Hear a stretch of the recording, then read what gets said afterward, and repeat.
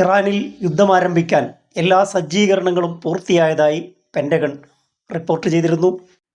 എപ്പോൾ വേണമെങ്കിലും ഇറാനെ ആക്രമിക്കാൻ സർവ്വസന്നാഹത്തോടെ നിൽക്കുകയാണ് എന്ന് ട്രംപും US-ഉം പലപ്പോഴും അറിയിച്ചു. ഒമാനിലെ മസ്കത്തിൽ നടന്ന ചർച്ചയ്ക്ക് ശേഷം വീണ്ടും യുദ്ധത്തിന് കോപ്പ് കൂട്ടുന്ന രീതിയിലാണ് ട്രംപ് പ്രവർത്തിച്ചത്. അമേരിക്ക ഇറാനെ ആക്രമിക്കാൻ അല്ലെങ്കിൽ യുദ്ധം നടത്താൻ എല്ലാ സന്നാഹങ്ങളുമുണ്ടെന്ന് ഭീഷണിപ്പെടുത്തുകയും അതേസമയം യുദ്ധം ആരംഭിക്കുന്നതിന് മുമ്പ് വീണ്ടും ജനീവയിലേക്ക് ചർച്ചയ്ക്ക് പോവുകയും ചെയ്യുന്നു. എന്താണ് ഇങ്ങനെ സംഭവിക്കുന്നത്? ഒരു ഭാഗത്ത് സൈനിക നീക്കം നടത്തുന്നു, സന്നാഹങ്ങളുണ്ടെന്ന് അറിയിക്കുന്നു, മറുഭാഗത്ത് ചർച്ചയ്ക്ക് തയ്യാറാവുകയും ചെയ്യുന്നു. ഇറാനെ ആക്രമിക്കുക വളരെ എളുപ്പമല്ല. എന്താണ് ട്രംപ് ഇങ്ങനെ ഒരു കാൽ മുന്നോട്ട് വെക്കുകയും ഒരു കാൽ പിന്നോട്ട് വെക്കുകയും ചെയ്യുന്നതിൻ്റെ കാരണം? യുദ്ധക്കൊതിയന്മാരായ രണ്ട് ആളുകൾ, നെതന്യാഹുവും ട്രംപും, രണ്ടുപേർക്കും ഇറാനെ നശിപ്പിക്കണം എന്ന ആഗ്രഹമുണ്ട്. പക്ഷേ രണ്ടുപേരും രണ്ട് തട്ടിലാണ്. ഇറാൻ്റെ നട്ടലൊടിക്കാൻ അമേരിക്കയും ഇസ്രായേലും തയ്യാറാണ്. പക്ഷേ രണ്ട് രീതിയിലാണ്. സാമ്പത്തിക ഉപരോധങ്ങൾ ഏർപ്പെടുത്തി ഇറാനുമായി എണ്ണ വ്യാപാരം നടത്തുന്ന രാഷ്ട്രങ്ങൾക്ക് മേൽ താരിഫ് ഏർപ്പെടുത്തി ഇറാനെ എല്ലാ അർത്ഥത്തിലും ഞെക്കിക്കൊല്ലുക. ഇതാണ് ട്രംപിൻ്റെ രീതി.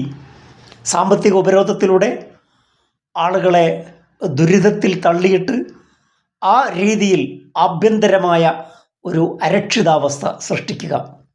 ഇതാണ് ട്രംപിൻ്റെ പ്ലാൻ. ഇറാനിൽ നിന്ന് 90% എണ്ണ വാങ്ങുന്നത് ഇപ്പോൾ ചൈനയാണ്. ചൈനയ്ക്കെതിരെ താരിഫ് പ്രഖ്യാപിക്കുക. ഇതാണ് അമേരിക്കയുടെ ഒരു ലൈൻ. ഉപരോധങ്ങൾ ഏർപ്പെടുത്തി നയതന്ത്ര ചർച്ചകളിലൂടെ ഇറാനെ മെരുക്കിയെടുക്കുക എന്നതാണ് ട്രംപിൻ്റെ രീതി. എന്നാൽ യുദ്ധക്കൊതിയനായ ലോക ക്രിമിനലായ നെതന്യാഹുവിൻ്റെ പ്ലാൻ ഇറാനെ യുദ്ധത്തിലൂടെ തോൽപ്പിക്കുക എന്നതാണ്. അതുകൊണ്ടാണ് ഈ രണ്ട് കോണിലൂടെയുള്ള സമീപനം അമേരിക്ക സ്വീകരിക്കുന്നത്.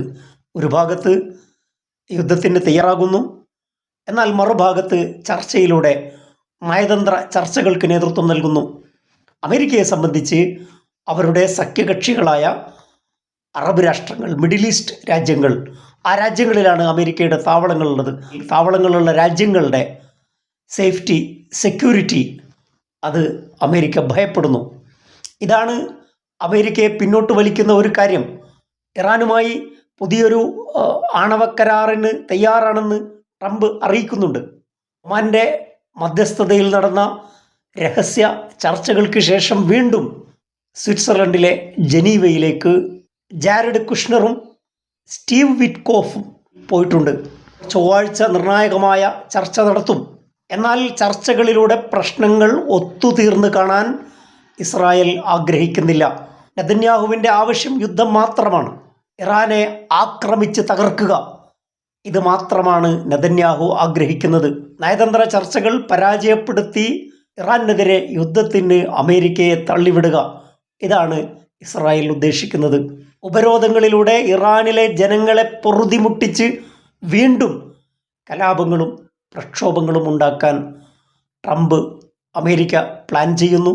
സാമ്പത്തിക ഉപരോധത്തിലൂടെ വീർപ്പ് മുട്ടിച്ച് ഇറാനെ ഇല്ലാതാക്കുക എന്നതാണ് ട്രംപിൻ്റെ പ്ലാനെങ്കിൽ നേരിട്ട് യുദ്ധം ചെയ്ത് ആ രാജ്യത്തെ തകർക്കുക എന്നതാണ് നെതന്യാഹുവിൻ്റെ താല്പര്യം. ഈ രണ്ട് ആളുകളുടെയും താല്പര്യങ്ങൾ തമ്മിലുള്ള വൈരുദ്ധ്യമാണ് യുദ്ധത്തിനുള്ള നീക്കവും അതോടൊപ്പം നയതന്ത്ര ചർച്ചയും ഒരേപോലെ പുരോഗമിക്കുന്നത്. ചൊവ്വാഴ്ച ജനീവയിൽ നടക്കുന്ന ചർച്ച ഫലം കാണുമോ എന്ന് കാത്തിരുന്ന് കാണാം. മറ്റു വിഷയവുമായി അടുത്ത എപ്പിസോഡിൽ. Thank you for watching.